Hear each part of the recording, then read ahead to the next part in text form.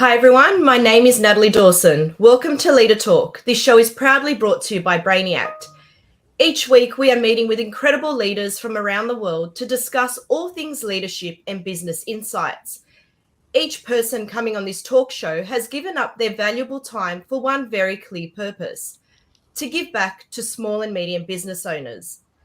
Pricing has always been a hot topic amongst business owners. How much are my services worth? How much should I charge? Am I charging too much or too little? Well, today, my guest co-host, Mimo Librano, CEO of Sandhurst Fine Foods, and I are fortunate to chat to our guest speaker, Marcell Donnelly, CEO of FlatRateNOW, an Australian-made quoting solution for trade service businesses. Marcel is here today to help us understand the importance of pricing and how we can all better accelerate and automate quote creation. Welcome to the show, Marcel. Thank you, Natalie. Thank you for having me. Welcome on board, Marcel. Great to have you. Thank you. Marcel, we begin our show with asking our guests two fun questions, and we have yours. So the first one we're going to ask you is, who is your favorite superhero and why? It's a very good question.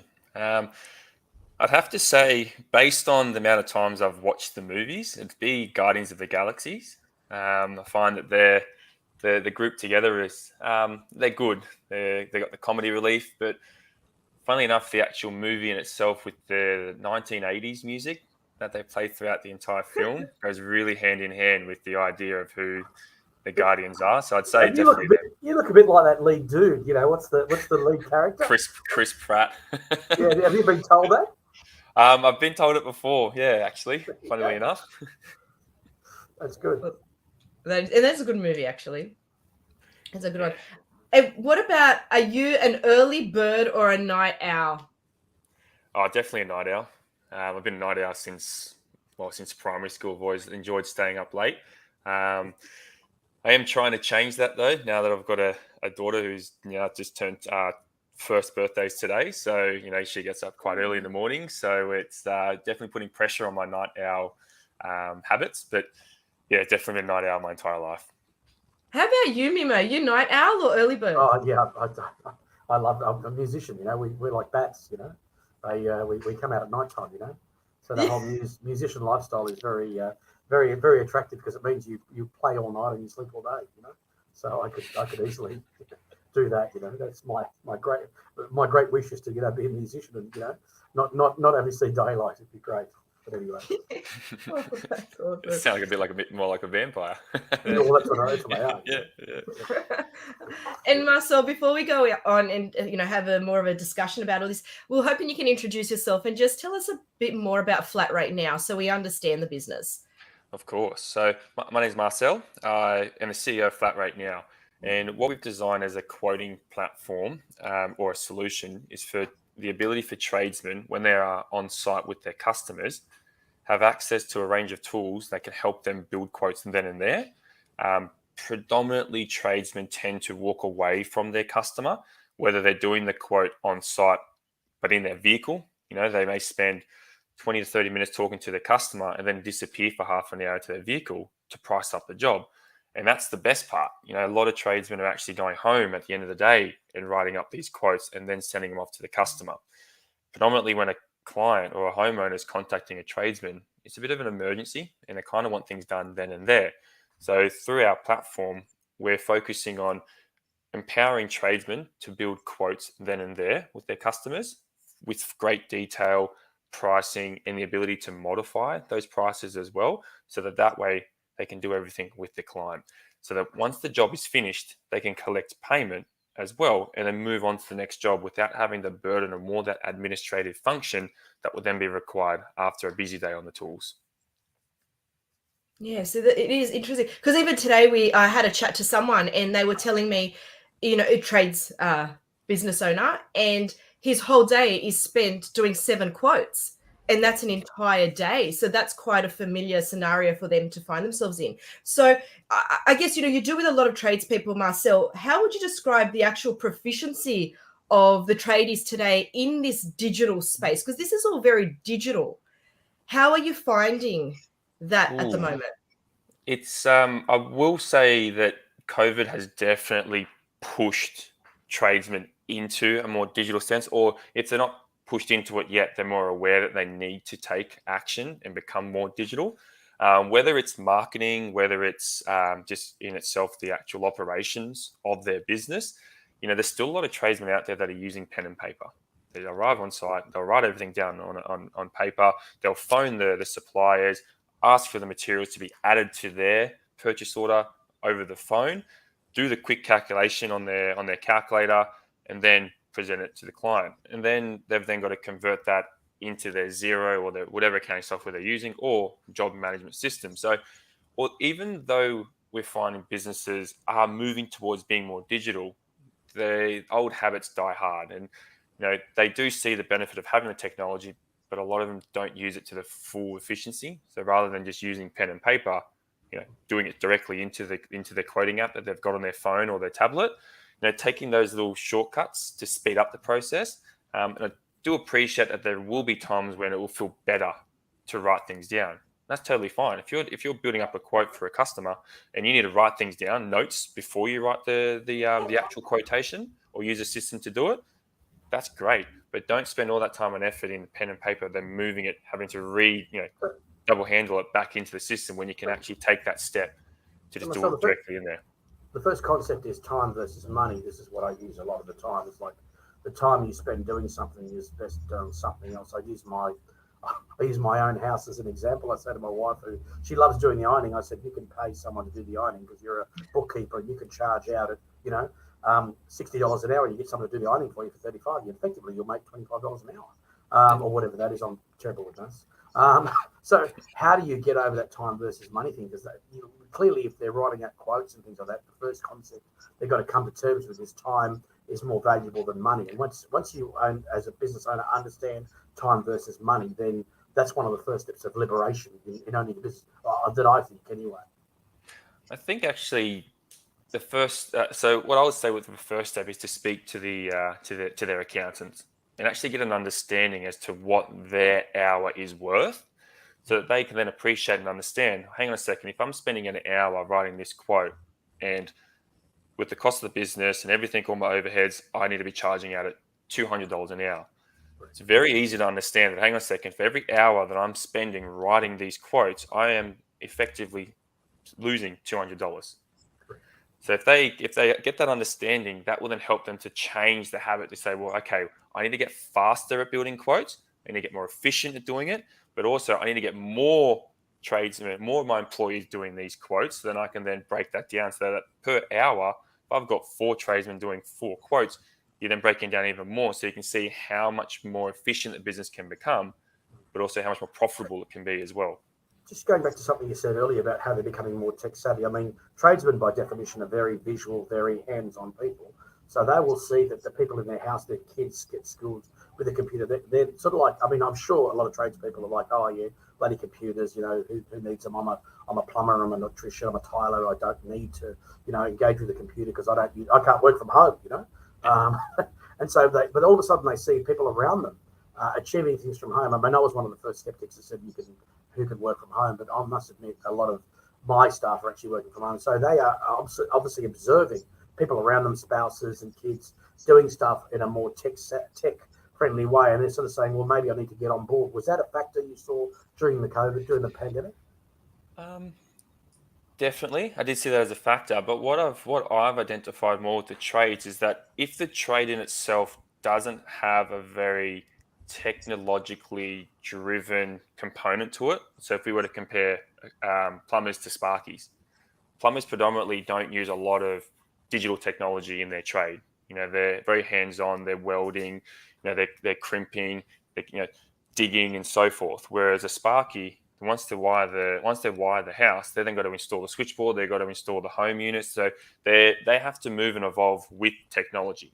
And off the back of that, new systems require new apps. And as those new apps get taught and educated to those tradesmen, they appreciate and understand that the software is going to benefit. What I find with plumbers is that because they can do a lot of their work, a lot of their job without having to really use electrical technology, when it comes to actually going in and then having to learn apps and learn tech operations, there's a bit of a disconnect there. And they go, hang on a second, I'm used to using my hands. How is this system going to make me better? How is the system going to make me faster when I know that I can trust that my hands are going to do this, this, and this? So what you're saying here, Marcel, is it's electricians by definition, because they're handling data cabling and computer cabling and also electrical cables. They're actually evolving with technology, whereas plumbers, in a lot of ways, are doing the same thing they did 30, 40 years ago. It's just probably the tools a little bit different. So the learning curve for a plumber is a little bit steeper than a spark.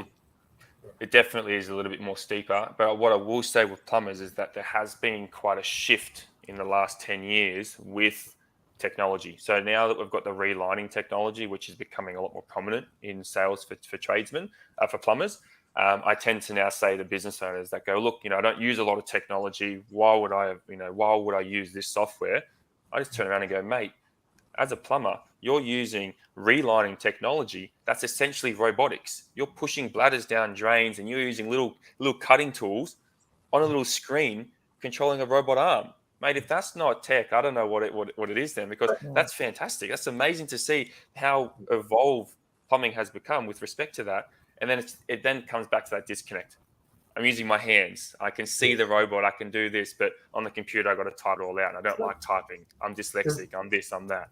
So does that mean you have a separate marketing strategy for chippies, sparkies, or do you have is there a separate approach for those groups, or is it more, are you segmenting on that basis, or is it just one size fits all? Or we do segment a little bit. We do tend to find that the nurturing that's required for that portion of the industry requires a lot of resourcing, a lot of capital expense, which we just don't have as a startup. So we've tended to focus on more of those business owners that understand their pain points, are looking to evolve, or connecting into channels that provide education. So we know that if a member or a viewer of this podcast is going to then take a look at our software, it's because they already understand that they're either lacking in an area or they need to be more efficient in another area. So that helps us to focus our energies on that. But with respect to the larger portion of the industry that aren't quite there yet, it's just a slow nurturing burn. It's explained that don't worry, you're not alone. These problems, if you're not noticing these problems yet, be aware of them, and this is what you should be looking for with respects to improving your, either your tech operations or marketing or whatever it might be. Yeah, look, I mean, automating quotation process or, pricing in itself seems like a dream come true for any business owner. I mean, I know when I started 7 years ago with Elite Words, starting was so difficult. It's taken me 7 years to actually come up with some sort of automation that is a lot easier. And I've seen people say, oh, I've got so many jobs to quote. And it's like, hang on, you're taking the wrong approach here. You've got jobs to quote, convert them. These are leads, convert them, they'll generate income. Really curious to know, Marcel, this platform that you've built, like I know what we've done with Elite Words, how did you come across this pricing? It's for tradies themselves, but we can all learn about how is it automated? What is actually driving it? So how we essentially come with the pricing, and I'll just take a step back and talk about the jobs. There's a lot of tradesmen that say, I've got so many jobs to quote, I've got so many jobs to do. Yeah. They say it with a negative connotation, but they're actually saying, how good am I? I've got all these jobs to quote. I've got all these jobs to do, which is the wrong way to really look at it as well, because what we find with businesses that use our software is that they're actually saying, we're quoting less jobs, we're winning more jobs, but at a higher profit margin. So we've seen a lot of businesses that come on saying that their guys are quoting 7 to 10 jobs a day, which is ridiculous. You're never going to get through them. If you won all 10 of them, then I'm sorry, but a few of those customers are going to end up turning around and going, so when is this going to happen? So what we end up finding with a lot of businesses that use our software is that they end up looking to quote 4, maybe 5, and win 3. Because they're looking to quote at the profit margin that they're after, at 20 or 30%, they're happier. Their guys aren't stressed to punish through the jobs as quickly as possible. And then their customers are then also getting a greater level of service, so the customer satisfaction is greater. So there's volume is not always positive when it comes to a tradesman. They really need to be mindful of that, because if you're pushing your guys to quote too many jobs at a lower margin, you're then at the risk of, if something does go wrong, you can't go back to solve that problem. There's not enough money in it for you. then customer satisfaction goes down. Clients start to badmouth you online. So there's the ups and downs of both. But with respect to pricing through our software, what we've done is we looked at, so Lorenzo, our co-founder, he spent many years in the late 90s, early 2000, categorizing job cards.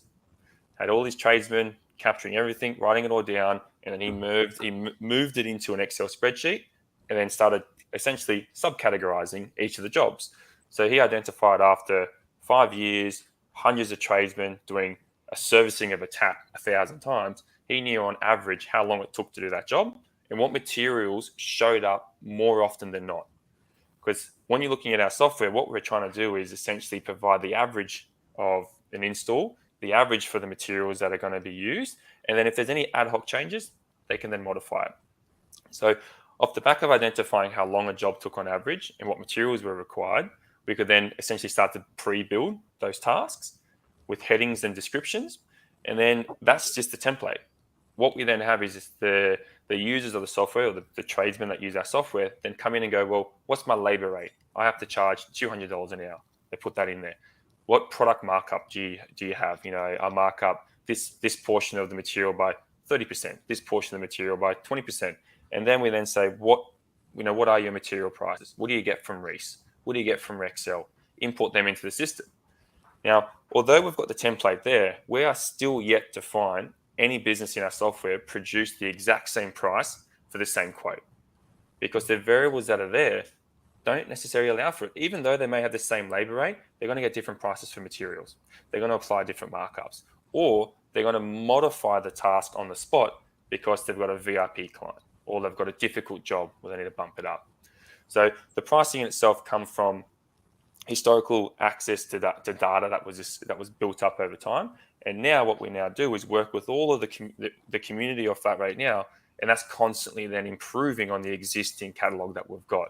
So when we first rolled out FlatRate Now in 2017, 2018, we only had 400 tasks. We've now got 1,950. And that's just purely from the continue to grow, will it, Marcel? Will that grow? That's correct, yeah. So with the plumbing and electrical, it probably won't grow too much more until there's new technologies that come into the piece.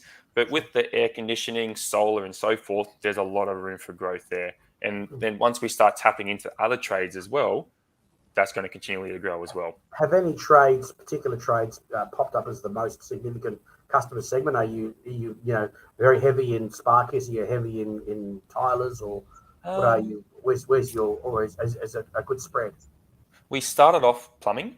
So plumbing has predominantly been the bulk of our customer base. But in saying that, because of the way sparkies have evolved with technology and have been able to grow in that space, we've seen quite a lot of sparkies come on board in the last couple of years since we rolled out that catalog.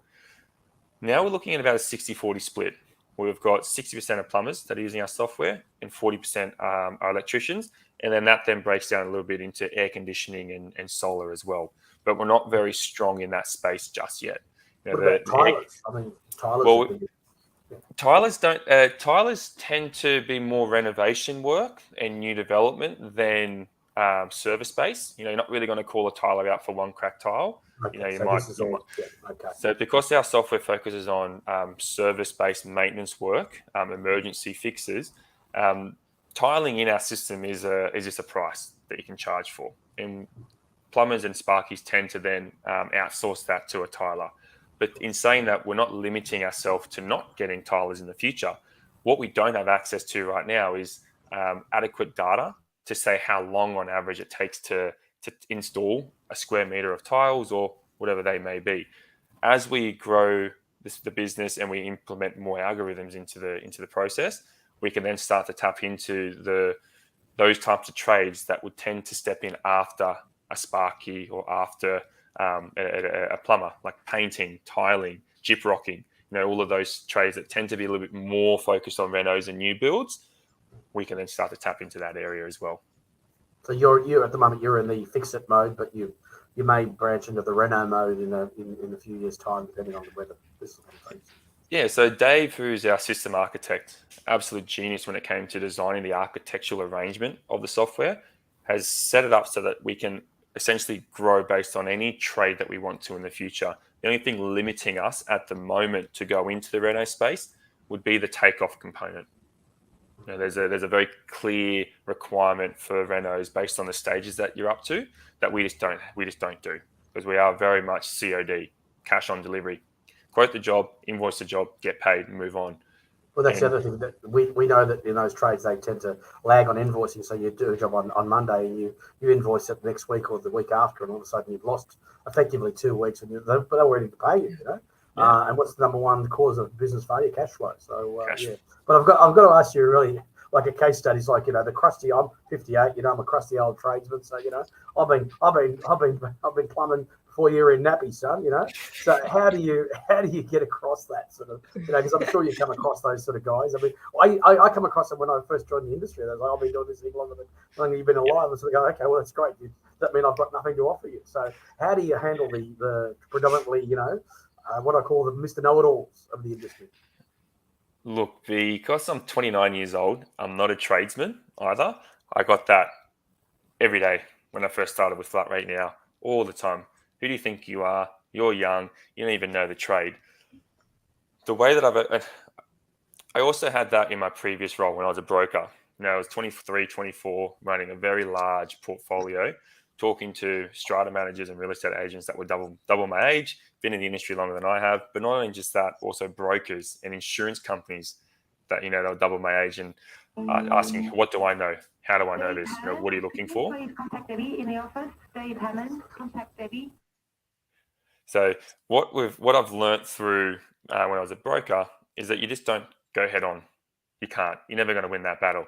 So what I've just essentially done is turn around to those that say, look, this is what we do, and I need you to understand what our software is here for. Doesn't matter who I am, because the software is not from me. It's come from the two co-founders who are older than 50, who, Lorenzo's been doing plumbing for over 40 years. So the experience behind the software is there. I'm essentially the young face that has the energy, that loves talking and getting out there to educate you on what we can do for you. If you don't believe that you have a pain point that we can solve, that's totally okay. At the end of the day, you will come across a point where you'll either go, well, I want to be more efficient in quoting. I've actually seen a lot of business owners that have their son or their daughter stepping into the trade, and they want to prepare the business to pass on to them. And they're fed up with doing the processes, pen and paper, and they need to evolve it so that when they do hand it over, their child is then going to be able to run the business properly. So I just turn around and say, look, I'm not here to change your mind today, but what I am going to inform you about is some of the ideas that we're here for and what we're trying to solve. And then when you're ready, we'll be here. Give us a call. We'll give you another demo, and then we can go down the journey together.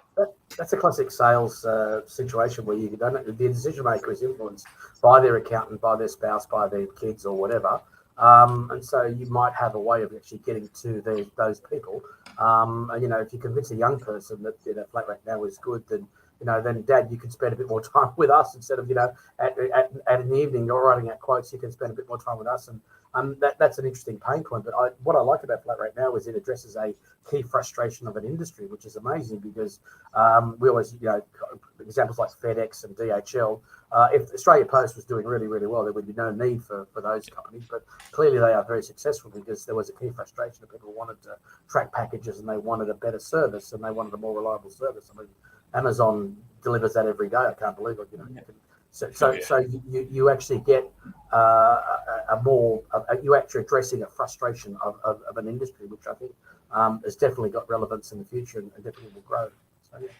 And one actual key frustration of mine that I get from a lot of business owners that use job management systems is that you've got, for example, there's a software in Darwin called ServiceMate. So many tradesmen use it. It's a great piece of software, really good for businesses that are starting out and looking to grow. A job management system focuses on managing the jobs. They help the tradesmen track where they got to be at what time and who the client is. So essentially, they get the software gets the right tradesman to the right job at the right time. But when you arrive on site, predominantly a job management system gives you the authority to write your quote. You do what you do. We're not interested in that. Because once they start going down the path of creating pre-builds for an industry, they've got to do it for the others. So if you release a plumbing, you got to then release sparkies, you got to release aircon, you got to release solar, because you've got such a vast client base. What we've done is essentially we inverted the process. Rather than trying to manage the jobs, we wanted to improve the quoting potential of tradesmen. So we work hand in hand with systems like ServiceMate, SimPro, Aeroflow, those businesses out there, because what we aim to try and do is say, well, no, keep your current system in place that you use to track your tradesmen, get them to the right job. But when they're on site, leverage our software, which is tailored and designed around helping your tradesmen convert at a higher average job value with more profitability, with greater customer satisfaction.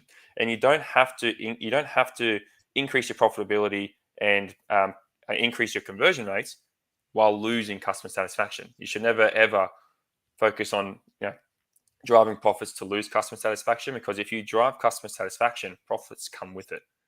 Happier clients will come back. You spend less to get those clients to the door, and you can earn more from those sales because they're happier with you. They understand what they're going to get. So there's another frustration in the industry is around understanding that there are software verticals in place to help specific pain point. And ours is around that quoting, that sales, driving better sales, driving better customer conversion, and so forth. So we do tap into those other softwares out there to help drive that. Yeah, Marcel, this customer satisfaction, positive customer experience that you mentioned, we all know that a negative review reviews in itself can make or break a business. We know that. With what you're dealing with, you're talking about positive customer experience. Do you have any advice for our listeners out there on how to really create these positive experience to generate as many positive reviews as possible? We know your system does that. Any tips that you've got from dealing with trades business owners? What I tend to find with negative reviews and the lack of getting good reviews is that when the tradie is explaining the problem and the solution, they're not clearly articulating what's going on. They tend to either just allow their invoice to do the talking, rather than actually taking the time to sit down with the client and say, here is your problem, here is your solution. But also you can get better reviews quicker if you offer options. So then your customer is not feeling like they're being pigeonholed. I've got a leaky tap. Here's the cost to service that tap. I've got to fault find. Here's the cost to find the fault in your wiring. Rather than just leaving it down to a single solution, provide options to the client. Now, you may not be able to offer an immediate option. So if a client's got sewage coming out of their pipe, okay, you can't really offer them options. But once you've solved that immediate problem, there's then going to be another issue afterwards. Why did that sewer back up? It's because they've got a root in their tree roots within the pipework. The pipework's cracked. There's something that's gone wrong. Providing options to the client brings them into the conversation. They can then feel like they're actually a part of the sale process, but then they also feel like it's not really a sale, because then the tradesman doesn't have to feel like a salesman. I'm presenting you these solutions to the problem. This is what I believe is the right one, but these are what the other two options are. So then it becomes an educational piece. The customer then understands what's going on. They can see the value and the service and the dollar value as well. And then when they decide on which one they're going to proceed with, once that problem's been solved, once that job's been done, there's a greater customer satisfaction there, because they already understood what was going to happen, and they know they know the dollar value at the end. So that once you've done that and you tick those boxes off, you then ask the customer again, are you happy with what's going on? Are you happy with what I've done? Yes, fantastic, please pay. Or by the way, in a minute's time, our system is going to send you a review link for Trustpilot, for Google review, for product reviews, whatever system it is that they use. We'll really appreciate if you left us a review. We'll go from there. If it's a negative review, use that as an opportunity to improve upon. So if you identify that you've got a negative review, but your client has said all through the process they loved everything that was going on, something else is going wrong there. But if they weren't happy and you didn't ask the questions and you didn't explain to them, then use that negative review to learn, okay, what did I do wrong in the process and how can I improve on it? Because when you see a trade company that has 1,000 5-star reviews and 0, 1, 0, 2, and 0, 3s, I get very nervous about that. Because you're only human and you should be making mistakes, because that's how your business is going to evolve and grow.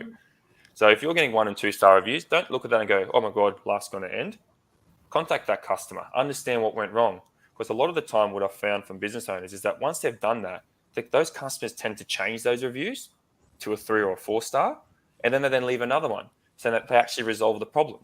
So you're really actually telling your future clients that, hey, if we make a mistake, we're not going to throw you to the curb, we're going to solve it. That's really important. This is what Jim Penman was talking about, Natalie, when he talked about the lawnmower franchisees. Is they're 1, 2s, and 3s or ABCs, and the ones that are running a good business would have done it without him anyway. So I encourage anyone to go back and listen to the Jim Penman podcast. But what you're saying is correct, that the good business principles that are adapted by the tradies are communication. And we're not trying to make everyone turn into a salesman, but there are elements of sales training, communication that I think that just as I could learn from a tradesman, a tradesman can learn from a salesperson as well on how communication is. And I think people, the problem with tradespeople, I think that people expect tradespeople to speak in very, very basic terms, but they've also got a very technical knowledge and they look at things from a very technical aspect. So interesting. I think any business, whether it's trade or not, should look at the opportunity to request reviews at any point. Because that's going to highlight, whether even if it's just a support phone call, ringing up to say, this software's done this, what's going on here.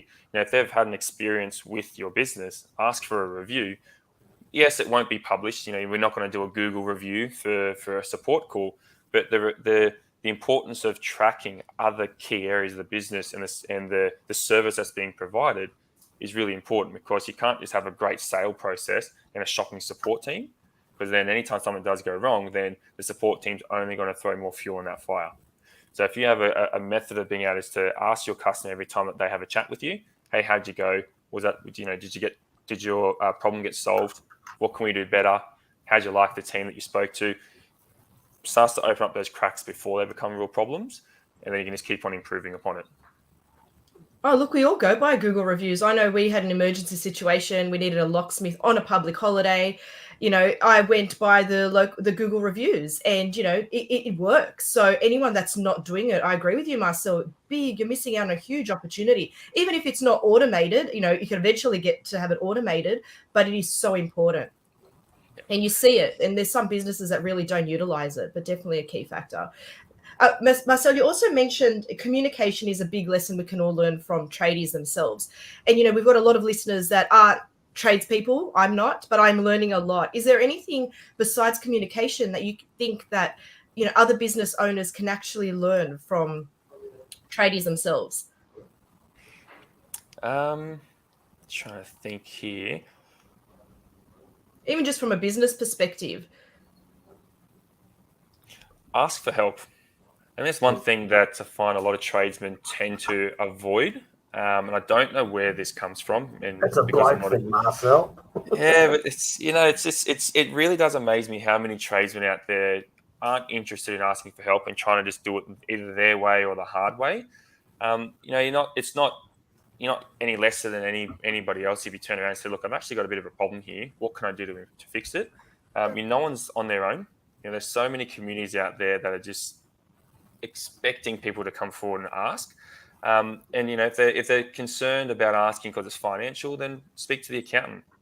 That's one thing that I would say that that's probably a negative that I found with tradesmen, is that I'm not scared or whatnot, but it's just they just don't tend to ask for help and see the value in asking for other people's help, which I think is really unfortunate, because there's a lot of business owners that I've spoken to that have said, "Oh, I wish I asked this question 2 years ago.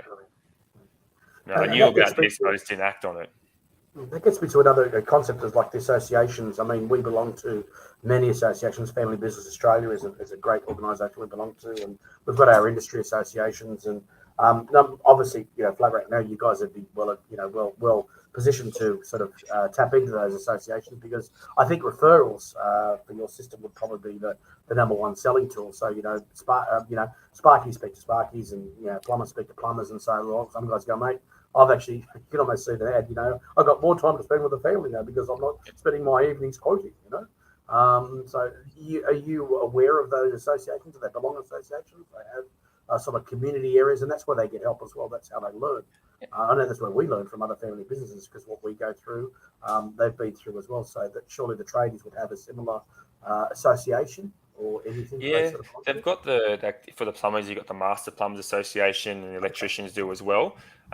Outside of those associations, to be honest, I'm not too sure. I haven't really dived into those areas yet because we're currently in the process of actually becoming partners with those associations to help improve their members and what their offering is to their clients. We've got a partnership that we've just launched recently with the Master Plumbers Association in Western Australia.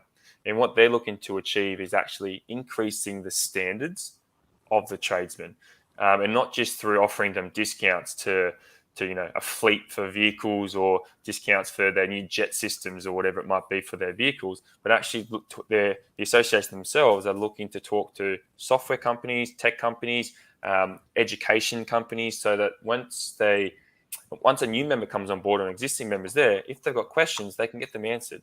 Whereas historically, they didn't have a lot of those there. And I'm really interested to work with the Association in Western Australia because the idea of improving the standard of the trades means that if you've got a cowboy running around in the suburbs charging ridiculous prices or undercutting other tradesmen, the level, if all the other tradesmen in the association knew that the standards or the level of services should be X, Y, and Z, or the calculations that are required to around tracking their pricing, then they would be able to turn around and say to their customer when the client says, "Hang on a second, you've offered me a quote for $2,500, but Mr.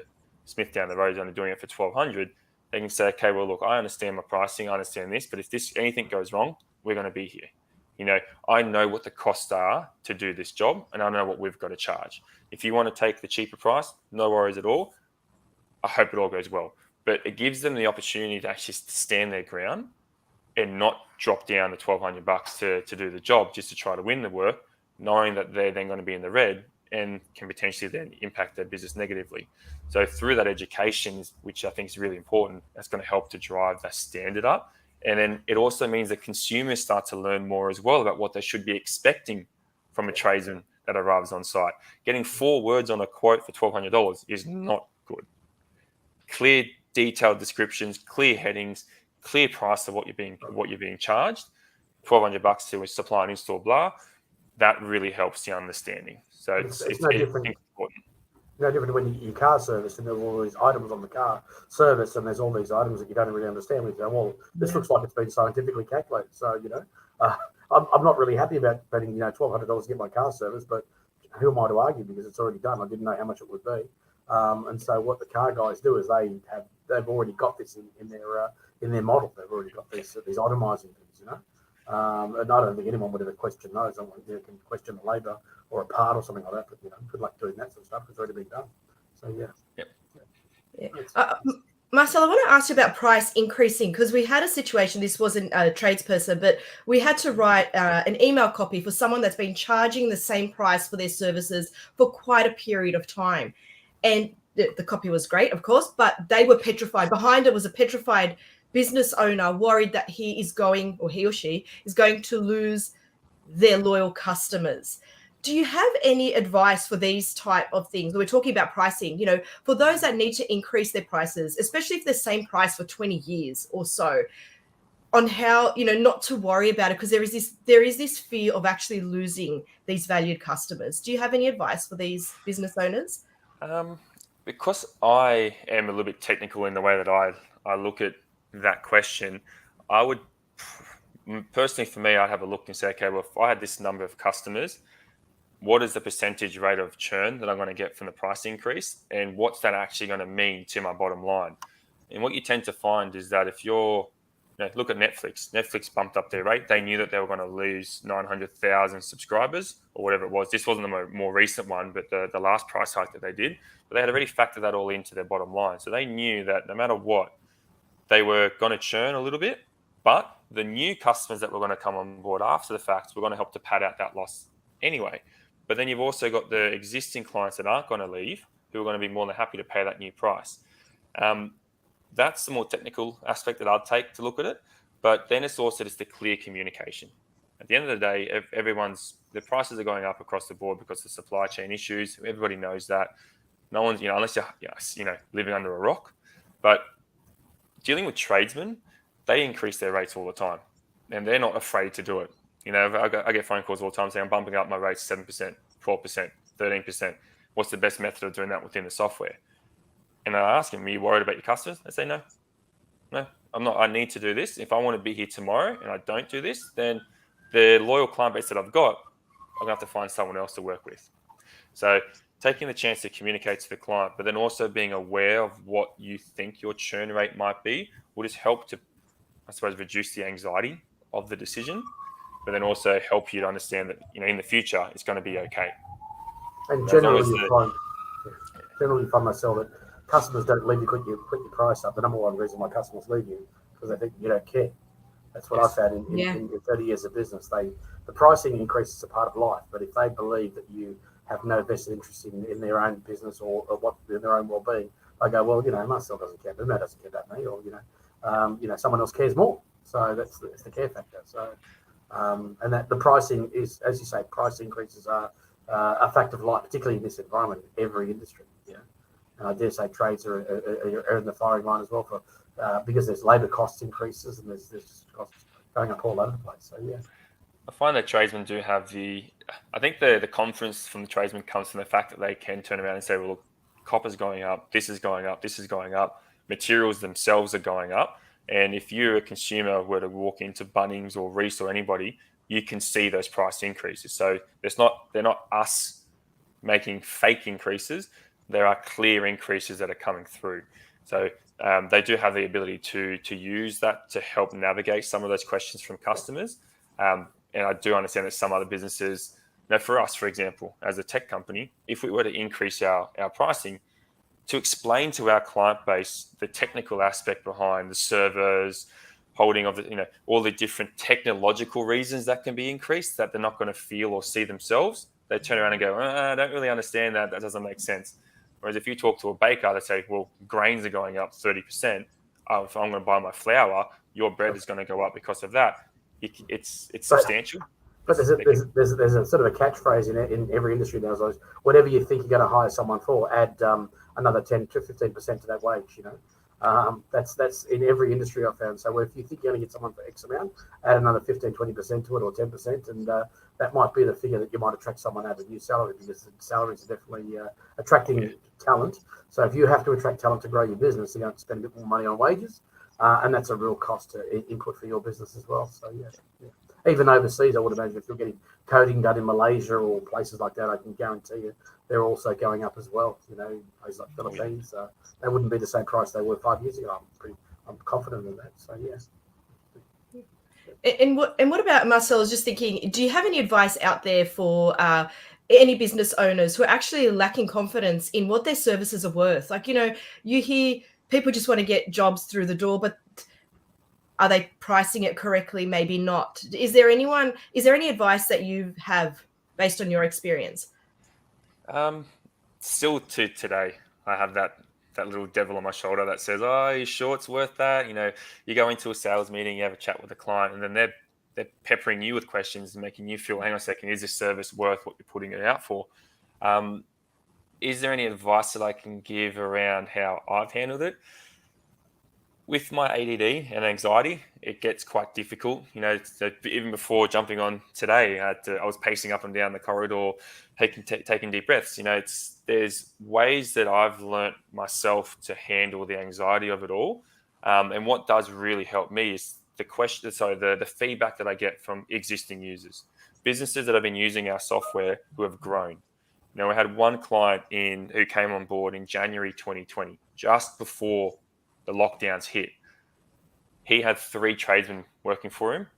Through the course of, essentially, he's now got, he's in Queensland, he's got a Brisbane office, and he's got a Gold Coast one now. So he started off with 3, he's now got close to 20. So in a little bit over 2 years, through COVID, he was still able to grow. And he said, you know, it's because of the way that your system allowed us to price jobs. I knew I could confidently hire staff, send them out there to see the jobs, and they were then going to quote the way that they needed to. So it's feedback, the positive feedback that I get from the existing users and the success that I'm seeing of our existing businesses that helps to pad that out. I don't believe you're ever going to get away from that. And I read an article recently from I think he's the chairperson of the Formula One. he's been seeing a psychiatrist for 20 years because he still to today, even though how much he's done for Formula One, still has self-doubt around what he's doing for that industry. So I don't think you're ever going to get away from it. But I think if you're willing to talk about it and understand what you can do yourself around being mindful, whether it's breathing exercises beforehand, communicating with your users to get the feedback from them to understand that, yes, actually what we are doing is good. And the pricing that we have to put forward is what we need to charge to sustain our business. Putting all those together, you can kind of get over it to a certain degree. You can kind of get past it and get over the top and go, you know what, it is worth this. I've got a backing of a client base that say it is.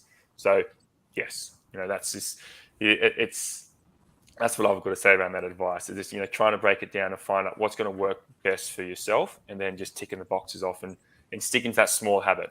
If you do, we had our first big client with over 30 tradesmen coming on board in one go next month. Predominantly, our software has been between 1 and 5.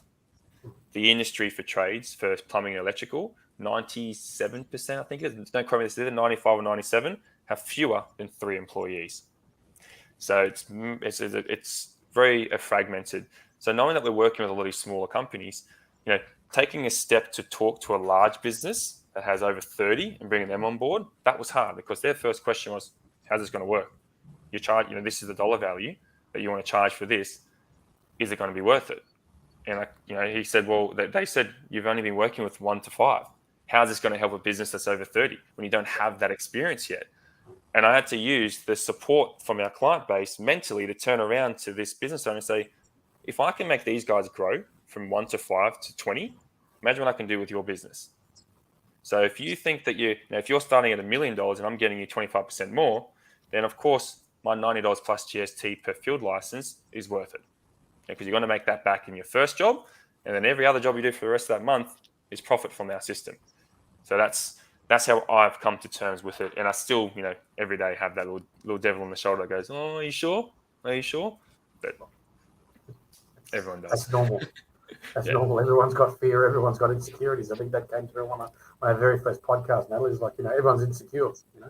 Everyone is. It's the degree of insecurity. So everyone's got insecurities. If you don't, you're lying. That's right. You know what? I'm finding that it's only, I don't know whether past COVID, but people are more open about it now. It's something that we all chat about. We make mistakes. We're all human. Before, no one made mistakes. You can't make a mistake or you're gone. Now it's, hey, we're human. We make mistakes. We can ask for help, which was a great topic you brought up before, Marcel, But I've got to ask you this. So we've spoken about FlatRateNOW. What is the future? What does the future look like for FlatRateNOW? Really curious to know this because it sounds wonderful, Mimo, doesn't it? I was going to say, can you add in copywriting as a business to that? Because it would help us. It's only taken me 7 years to work out exactly how to automate our process. But if everyone could get automation, you'd save so much time. What you're saying now, it's a scalable business, right? So when you talk about, and unfortunately you're dealing with tradies who don't understand scaling businesses. So when you read Michael Gerber, the image, you realise that, GPs or doctors are great, but they've only got a maximum earning potential because there's only so many hours they can give. But obviously FlatRateNOW is a scalable business. And I suppose if you're a scalable business, you can probably teach scalability. You can actually teach a tradesman. Because I think, a bit like hairdressers, I used to go out with a hairdresser back in many years ago, and you either make money as a sole trader or you make money owning, 15 hairdressing salons, and there's nothing in between. And I think tradies are the same. If you employ 2 or 3 tradies, you're probably just paying wages, and by the time you pay your insurance and everything, there's very little left. So I think you have to learn how to scale. Is that a fair assessment? Yes, definitely. And what I find with a lot of tradesmen as well, and I'll come back, Natalie, to the vision for essentially phase 2 and 3 of our company. A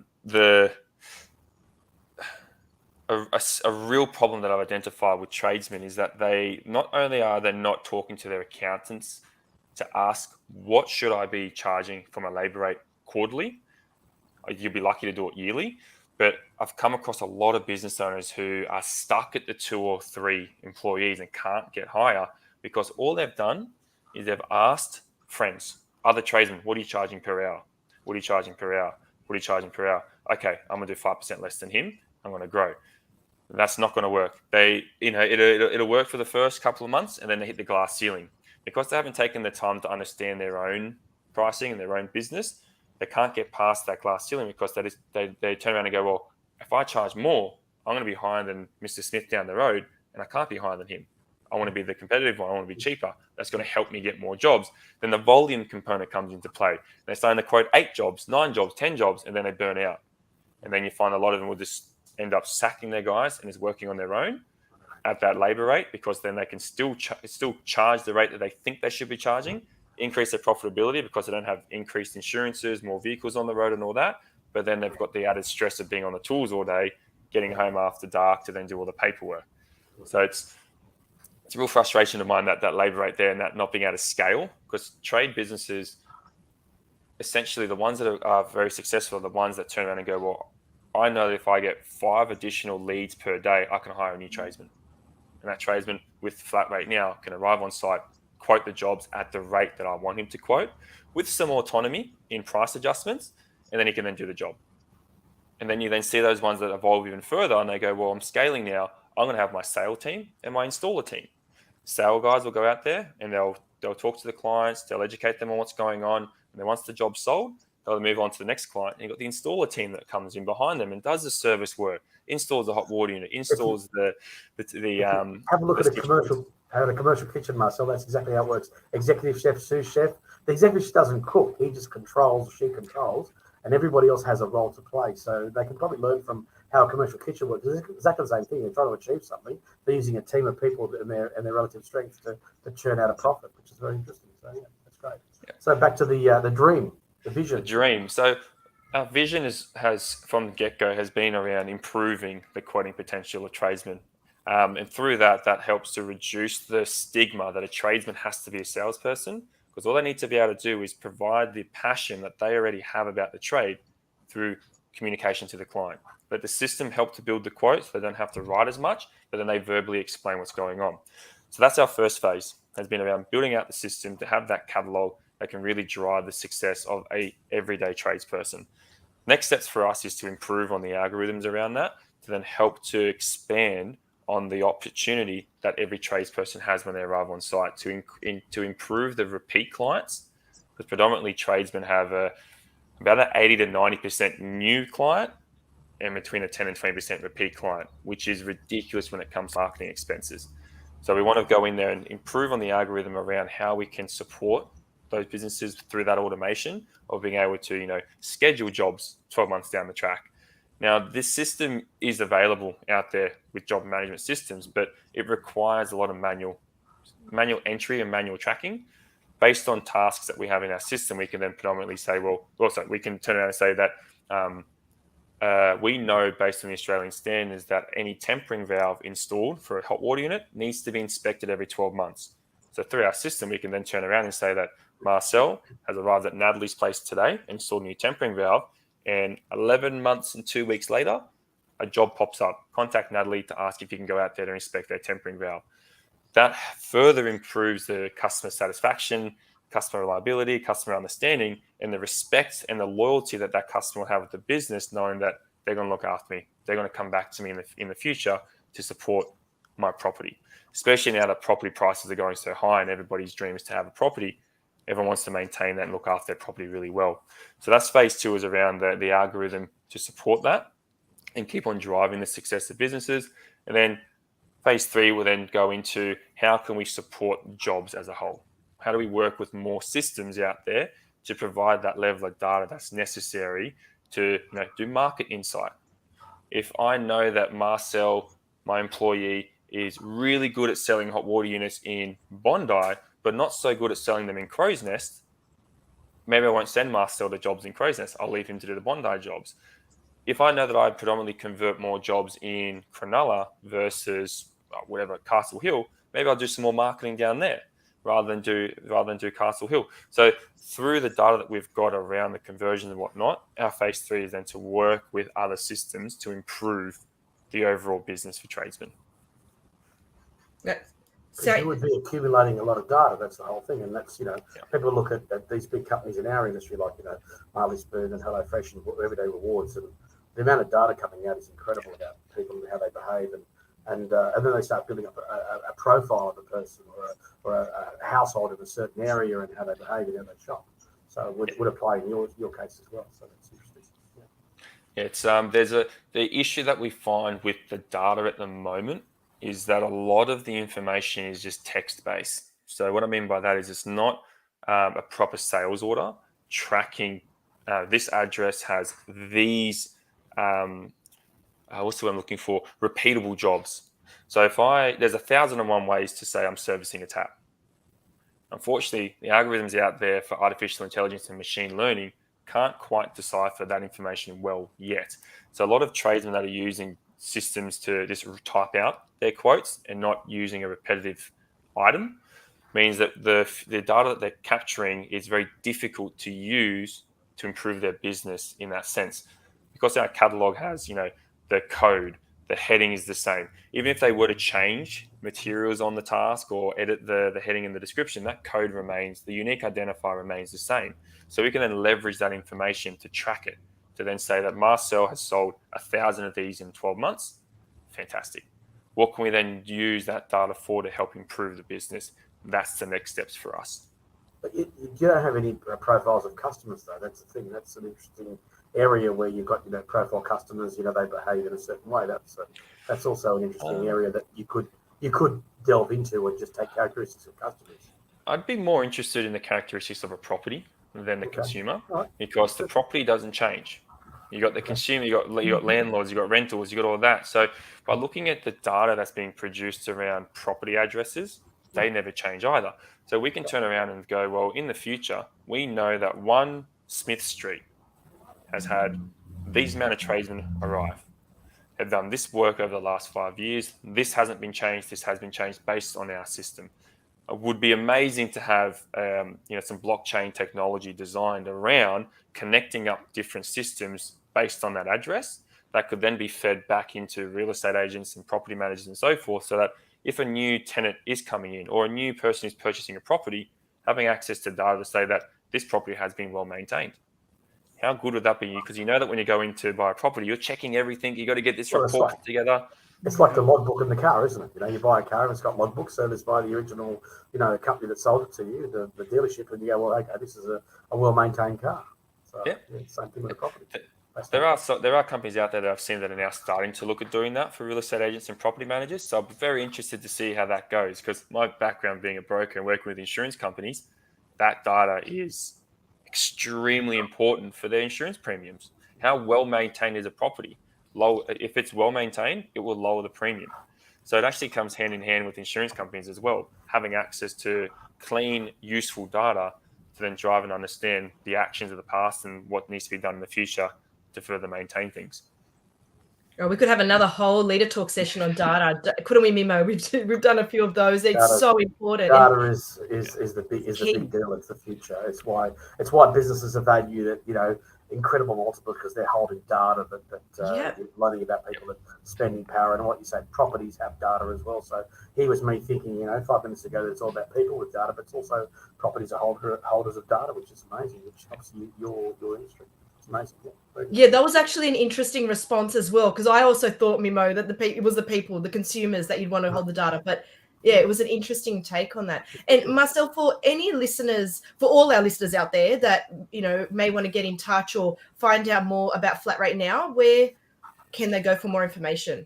Just head to our website, flatratenow.net, and through there you can contact us through our social medias. More than happy for you to do a quick phone call via our contact us page, or there's a live bot on there as well that you can organize a little bit of a chat. They can definitely jump on our website. Wonderful. Thank you. And we're actually out of time. So Mimo, I'm going to hand over to you to do a quick wrap up.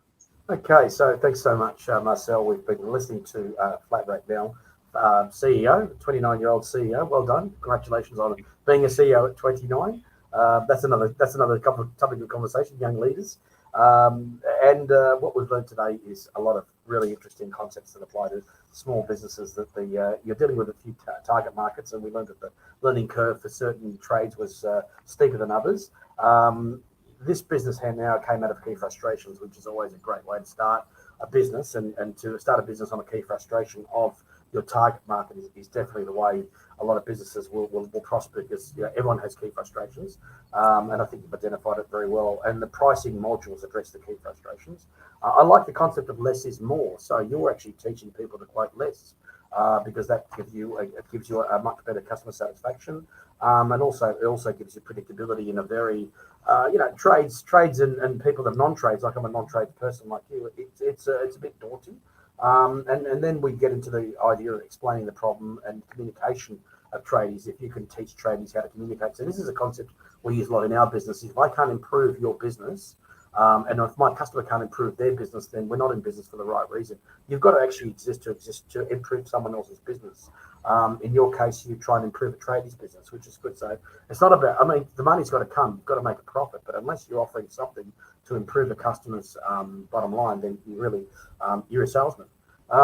Customer reviews and asking for reviews is a really good thing. And here I am thinking how we can ask customers for reviews on what we do. And also making mistakes and learning from mistakes. I'm glad that at the age of 29, you're making lots of mistakes, because I'm at 58, I'm making plenty more than when I was 29. I think the concept of asking for help is a massive one. And I go back to a lot of these things, saying, just get some help, ask some people. Nick Smith, once again, has always said he asks for help. I think your pricing modules are interesting, because I think a lot of people undercharge. And I think there's a common fear about us business owners, we're charging too little. You're actually charging way under what you're actually worth. And this whole thing, if I put my price up, my customers will leave. No, they will leave because they think you don't care about them. I think you've got a good system of improving repeat clients, referrals, and you've got an automation piece there, which will improve loyalty. And if you improve loyalty, then you'll also foster referrals, which is amazing. And I like how you've got that automation system. The idea of it, reminding you to check your tempering valve. And I'm going to go and Google what the hell a tempering valve is. I've got no idea. So there's my learning for today. What is a tempering valve, and do I have one? Do I need one? Do I need to see a doctor for that? So I think you've actually, and the last thing, which is probably the most biggest takeout I've got, is the data. As I said, we thought data was about human beings, but you're now linking data to properties, and that's where you can use that to feed back to real estate insurance. So that's a really big thing on data, and data is the future, and we're going to continue to talk about data in these areas. So once again, thank you, Marcel. It's been a very insightful hour. It's gone so quickly, and thanks very much to Marcel and Nat, and back to you, Nat. Wonderful. Thank you so much, Marcel. And I've learned from you a lot today, Mimo, as well. So it's been a wonderful chat. So thank you to you both. And thank you, everyone, for tuning in. For more information on Leader Talk and for some great resources to help your business grow, check out brainiact.com.au. Bye, everyone.